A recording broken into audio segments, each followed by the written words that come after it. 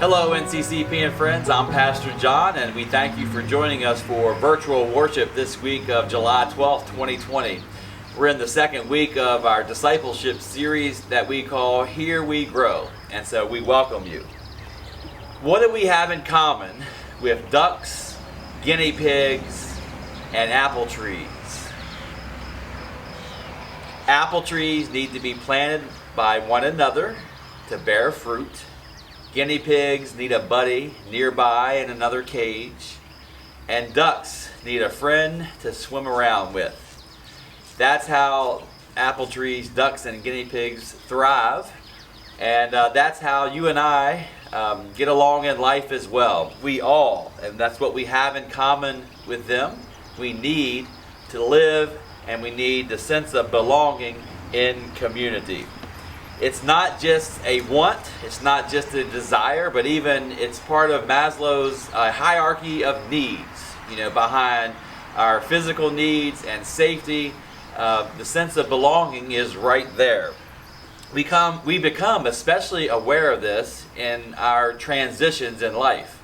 Certainly a newborn, and as a newborn develops through the early stages, that's a transition to life in general.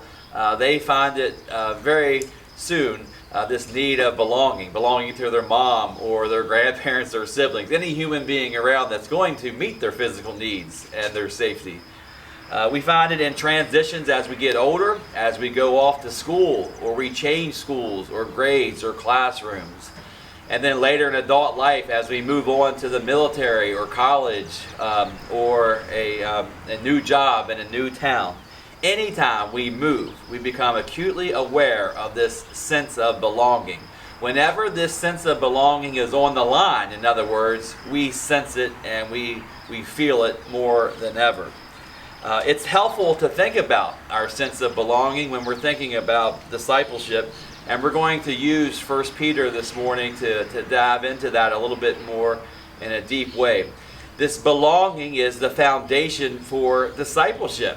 And we talk about discipleship, what we mean is belonging, growing, and sharing the love of Christ.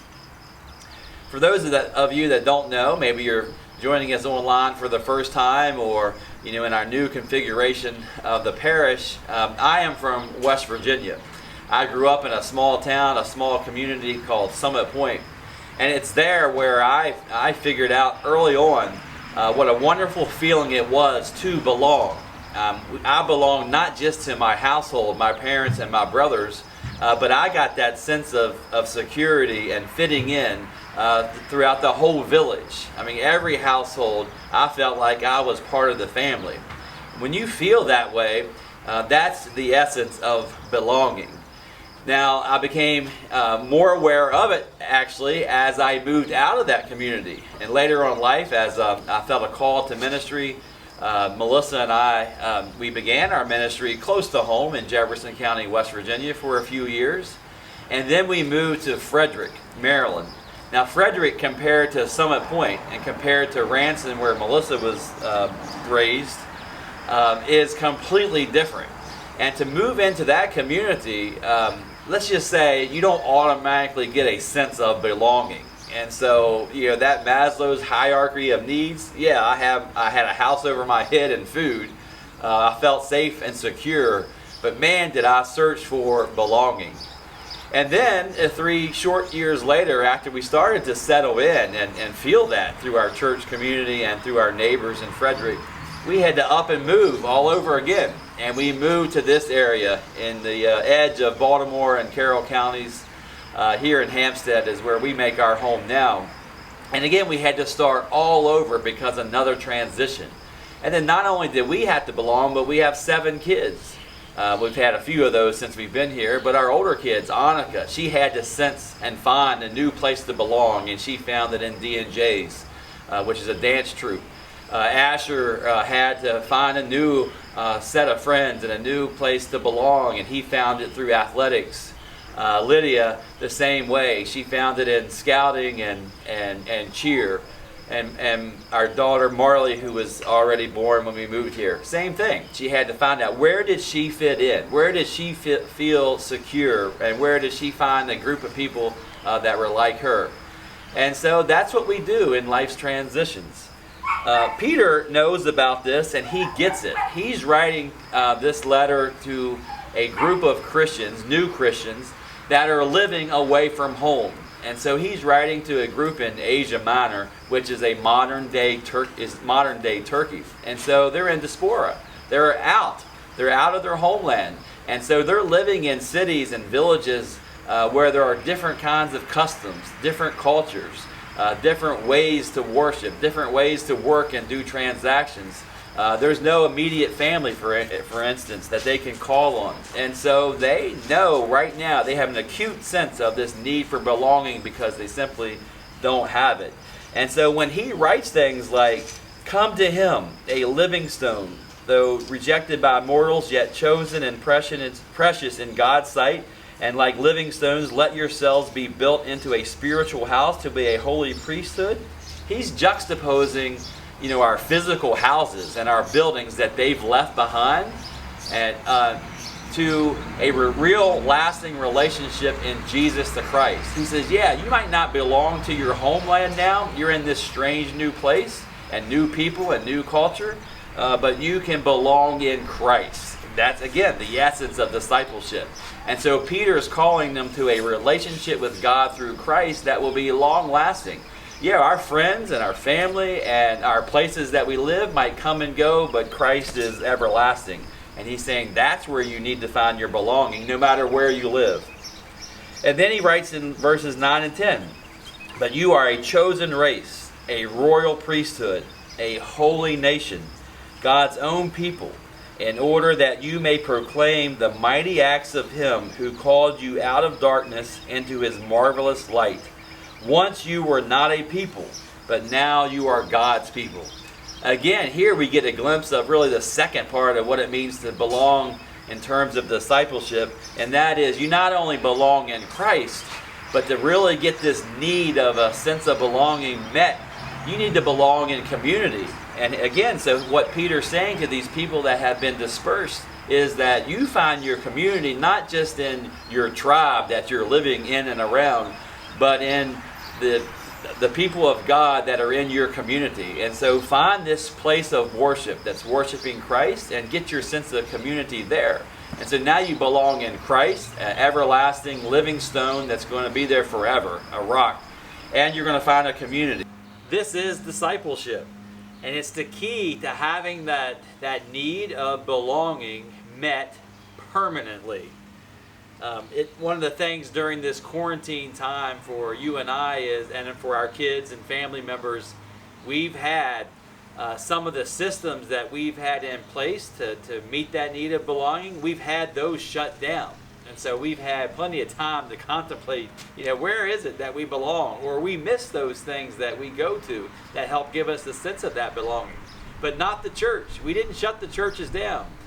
We've had opportunities to, again, meet and gather online because we know that discipleship is that key to meeting that need. We, as soon as we could do so safely, we began meeting in the parking lots and on our grounds. Keeping common sense distancing and social, distancing principles in place. But we know the value of that kind of belonging in the sense of discipleship and wanting to be able to help you meet those needs. It's one of the reasons why we went forward with our, in a modified way, but with our camping season, because we knew that a lot of the things that made the kids have a sense of belonging have been canceled or postponed.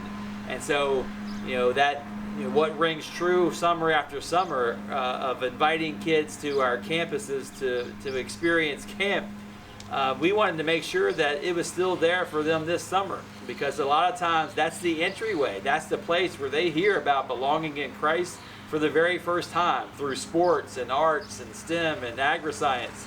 And so we wanted to make sure that we were committed to doing that. We just finished up with the first week of sports camp now, and so I'm a little disheveled and a little bit crazy and a little bit out of whack in terms of what I'm trying to say to you.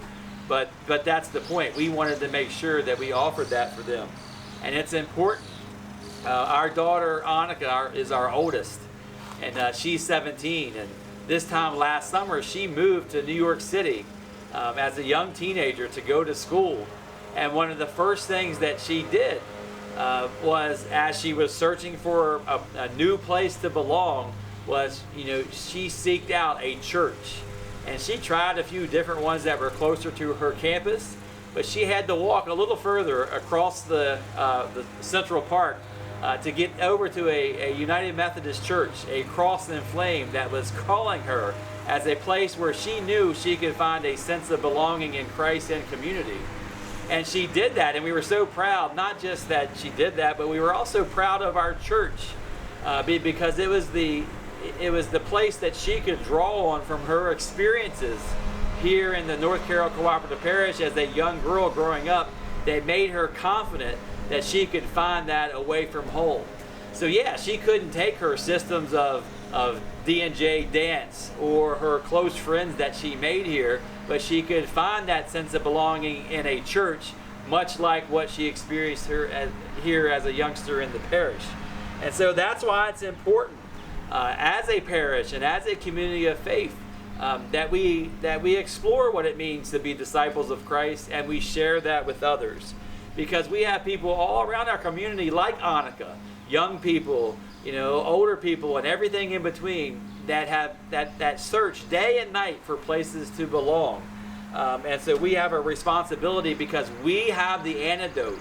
All those systems, all those things that people use to fill that void are temporary and eventually break down, or you have a transition in life that takes you away from those things. But it's belonging in Christ and community that is long-lasting and eternal. So whether you are a duck or a guinea pig or a disciple in Christ, we all have that need to belong. And so it is that 1 Peter reminds us that we find that in the living stone, Jesus the Christ, and we find that in the community of believers.